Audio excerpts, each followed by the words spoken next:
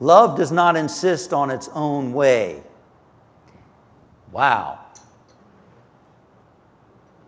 Do we ever insist on our own way? Do we ever insist that we're right and others are wrong?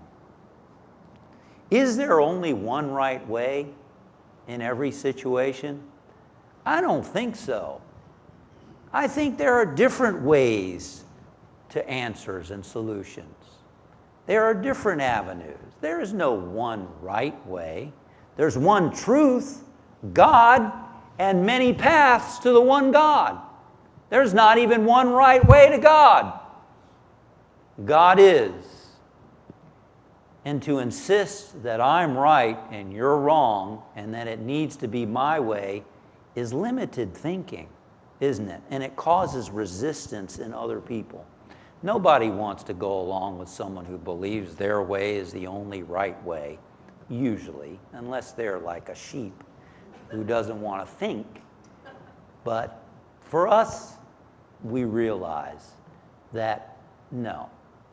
And one thing that I've seen people do is use their spirituality to try to convince other people that their way is the way to go. You ever seen that happen?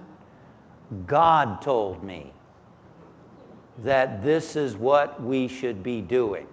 My guidance is, right? Here's the problem with that. That's not fair.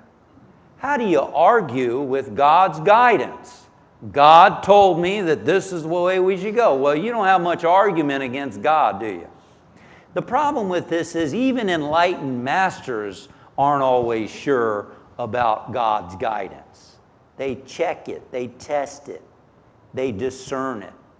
So that's not fair play. I heard of a lady telling me one time that a man after church came over to her and told her, God told me to ask you out to lunch. The problem is, she said, God didn't tell me.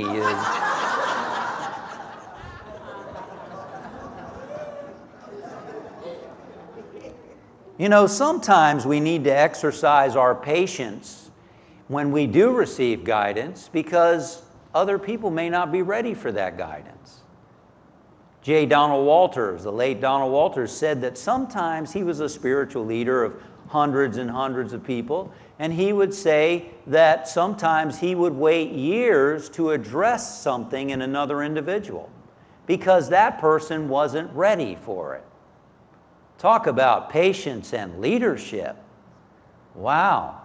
Sometimes we may have an idea what's right in the situation, but the people are not receptive to it.